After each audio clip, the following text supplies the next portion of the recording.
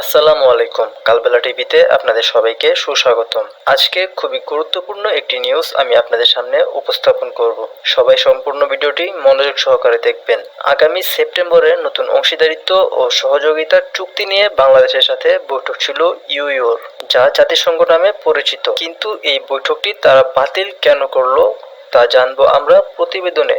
প্রতিবেদনটি মনোযোগ সহকারে দেখার অনুরোধ রইল। কিছু গুরুত্বপূর্ণ আলোচনা সহ সূত্র হিসেবে প্রমাণস্বরূপ ভিডিও আছে এই ভিডিওতে। ভিডিওর শেষে আমরা সেই প্রমাণস্বরূপ ভিডিওগুলো দেখব। তাই দেরি না করে এখনই চলে যাব আমরা আমাদের প্রতিবেদনে। তাই আপনারাও দেরি না করে আমাদের এই চ্যানেলটি এখনই সাবস্ক্রাইব করে পাশেই থাকুন।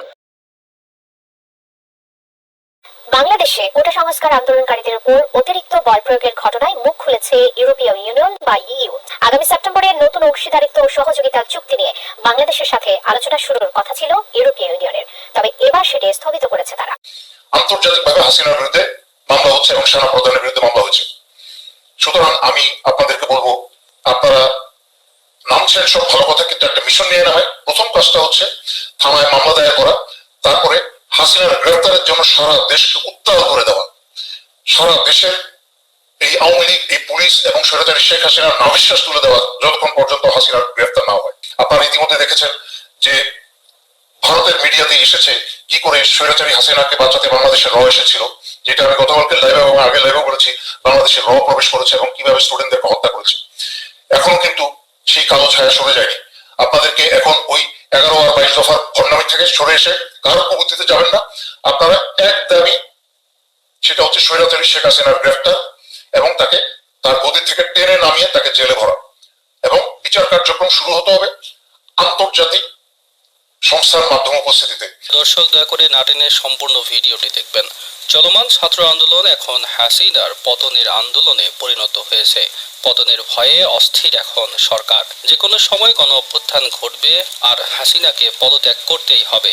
হাজার হাজার তাজা প্রাণকে হত্যা করে যে হাত রক্তে রঞ্জিত করেছে শেখ হাসিনা, সেই হাতে হাত করা উঠবে খুব শীঘ্রই। 5 থেকে 6 দিনে যেভাবে পাখির মতো গুলি করেছে এই দেশের সশস্ত্র বাহিনী, তা যে কোনো পৃথিবীর যে কোনো প্রান্তের গণহত্যাকে হার মানে।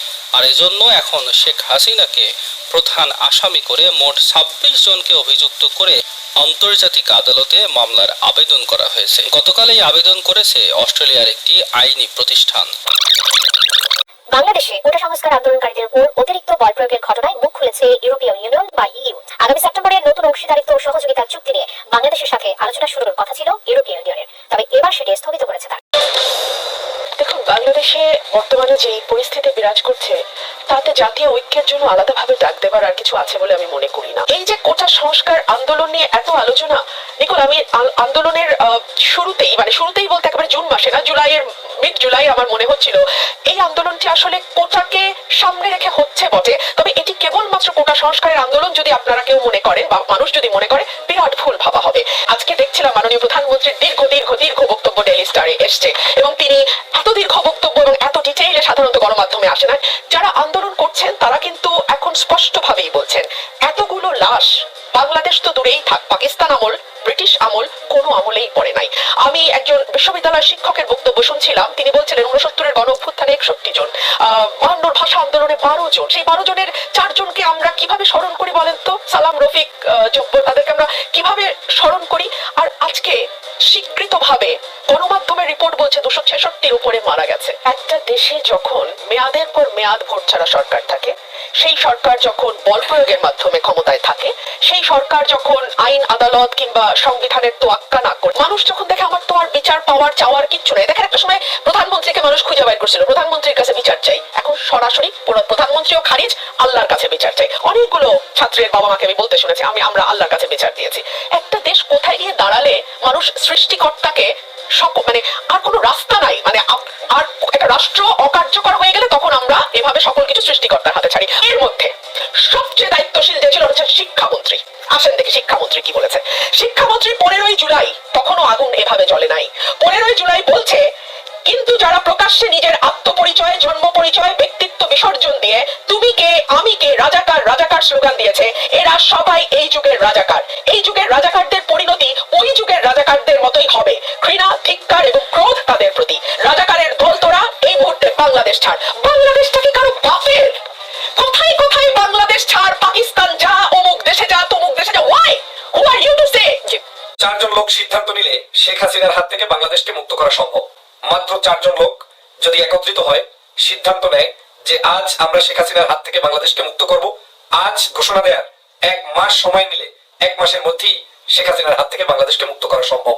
কিন্তু এই চারজন ব্যক্তিকে সিদ্ধান্ত নিতে হবে এক প্ল্যাটফর্মে, এক ময়দানে, এক জায়গায়, সভা সমাবেশ থেকে শুরু করে সমগ্র আন্দোলন, কর্মসূচি, কর্মপদ্ধতি সব হতে হবে একই জায়গায়। ভাবছেন এত বড় ক্ষমতাধর চারজন ব্যক্তি কারা? হ্যাঁ, আমি বলছি শুধু এই চারজন ব্যক্তির পক্ষেই বাংলাদেশের মানুষকে মুক্তি করা সম্ভব। শত শত হাজার হাজার লোকের প্রয়োজন নেই, শত শত পার্টির প্রয়োজন নেই। এই চারজন ব্যক্তি যদি একত্রিত হয় তাহলেই বাংলার মানুষের মুক্তি সম্ভব। ভাবছেন তাহলে সেই চারজন ব্যক্তিকে? আপনাকে পরিচয় দিলে আপনিও জানেন এই চারজন ব্যক্তিকে। বাংলাদেশের স্বাধীনতার ঘোষক শহীদ রাষ্ট্রপতি জিয়া রহমানের সন্তান, সাবেক 3 বারের প্রধানমন্ত্রী দেশনেত্রী বেগম খালেদা জিয়ার সন্তান জননেতা তারেক রহমান 1 নম্বর ব্যক্তি। দ্বিতীয় ব্যক্তি হচ্ছে বাংলাদেশ জামাত ইসলামের বর্তমান আমির ডাক্তার শফিকুর রহমান সাহেব।